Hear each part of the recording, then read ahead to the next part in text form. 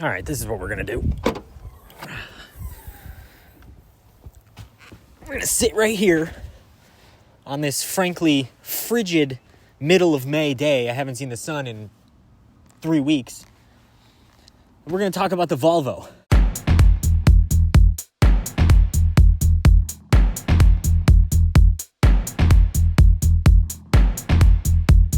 I've had this V60 cross country for a little over 6 months, and I think that's a pretty good amount of time to get to know a car and learn it and experience it in full in your daily life. So I feel like I'm ready to tell you about it. I feel like I'm ready to explain whether I like it or not, what I like about it, what I don't like about it, if I bought the right car, do I regret buying it or not, all that stuff.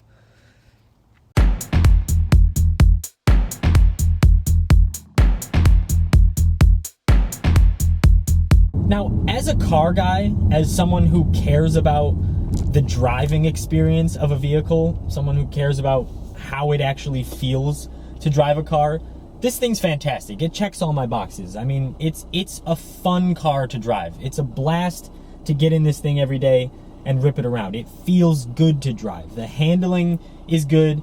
It's a heavy car, but it doesn't really feel like a heavy car. The physical feel, like the steering wheel, the seats, all of this stuff on the inside is fantastic. I mean, the power that it does have is fine with me. I mean, I don't really need much more than what this thing is offering me. And it's just all fantastic. Like, actually driving this thing as a consumer is great.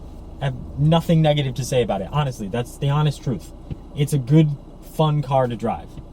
There's a V70R in front of me right now, and I'm going into man, I should have bought one of those. Fuck, that thing is so nice. You see, this isn't the car that I wanted. This isn't the car that I went out searching for. This isn't the one that I had to have. This is honestly just the car that I ended up with when I couldn't find the right Porsche Cayenne to buy. That's what I was searching for. If I was buying a new daily driver, just a car to get around, just a car to use as a consumer, that's the car I wanted, because I was thinking practical. I was thinking that's a car that can get me through the winter. That's a car that has all-wheel drive. That's a car that has space. That's a car that has all of the things that I could have wanted in my daily driver. But as a car guy, it was also a Porsche. So it was the obvious choice. But I was being picky about that because I'm a Porsche guy and I'm a car guy. So I was trying to find the right one for the right price. And they're out there, but none of them were really perfect or whatever. And this honestly was just the next car that I found that I liked. And I was so sick of looking for cars. I was so sick of looking for a Cayenne that I saw this and I was like, yeah, all right, that's all right. Bye. I had to tell myself it's fine, because if I didn't do that, if I didn't just say, I'm buying this and buy it, I never would have bought a car, because being the car guy that I am, there's too much shit that I like. There was too many options. There's too many things that I could have looked at for months and months and months until I actually decided what I actually wanted to buy, because I just want everything. I want to buy all the cars. I made a whole video about this if you want to go watch that. I prefer old cars. I prefer classic cars. I prefer daily driving classic cars. So there's a part of owning this and driving this around every day that I don't feel great about. That doesn't really feel like me. This car still doesn't really feel like it's mine. This car kind of feels like a fancy car that I'm borrowing from a family member or something. And I don't know if there's something that I can do to make it feel more mine, or change the wheels or do something to it. But it still just doesn't feel like me, because it's not an old car. I feel like I gave up on who I truly am.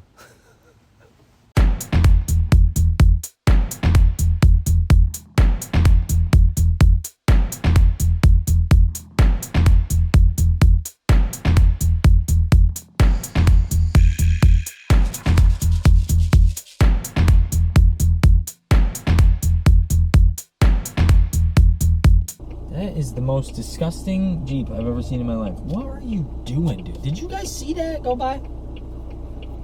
Oh my God. You're getting ice cream in this weather? It's fucking freezing, dude. The type of car guy that I am, I care way more about aesthetics and style and the way a car looks than I do about power and performance. That's why I've been driving around a 1984 Mercedes-Benz diesel for the last 5 years. It's got no power, no performance, no features.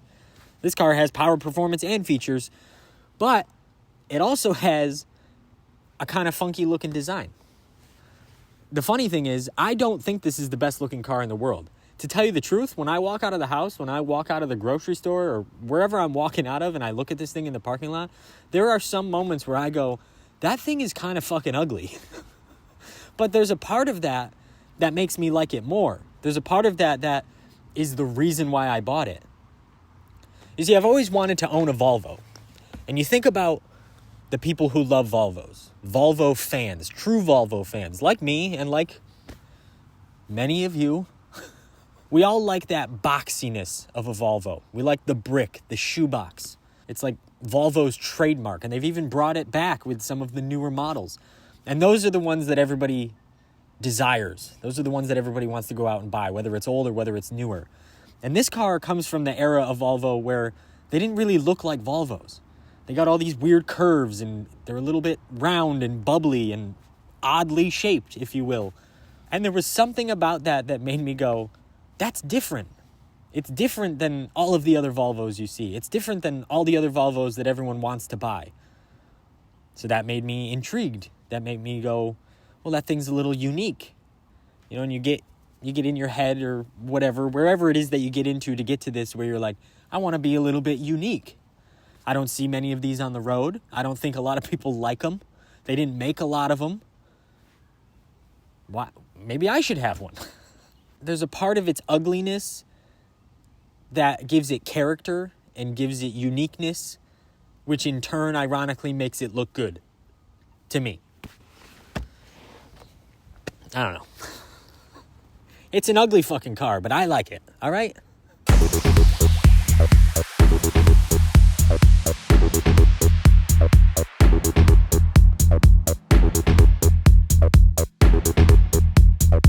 You know, if I kind of just focus on the fact that I bought this car just to be a new daily driver, and I kind of bought it in a pinch. Like, my Mercedes was not doing so well, and I had to stop driving it, and I just needed a car. I needed something to drive around. And I think I got a little bit too much in my head about being that car guy and saying, well, I want something cool, and I want something that I actually want. I think if I just focus on the fact that I needed a car, and I bought a car, and this so happens to be the car that I bought, if I just focus on that, I feel pretty good about myself. I feel pretty good about what I bought. Because this is a nice car. I mean, in 2017, when this car came out, this was like a $54,000 car. This has every single feature that Volvo offered in 2017 in it. It has everything. It's got everything that you could have gotten in a Volvo. That makes me feel good. Like that part, when I really focus on that, and I get in this car every day, and I look at this car every day, and I say, I bought a nice car. I bought a sort of fancy car. In 2017, it was fancy. I bought something nice, something practical, something good. It may not be as fun as an 80s Mercedes or any other shitbox that I could have bought, but it's nice.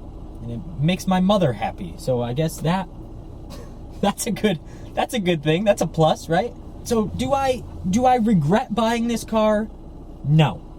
Do I hate this car? No. But do I love this car?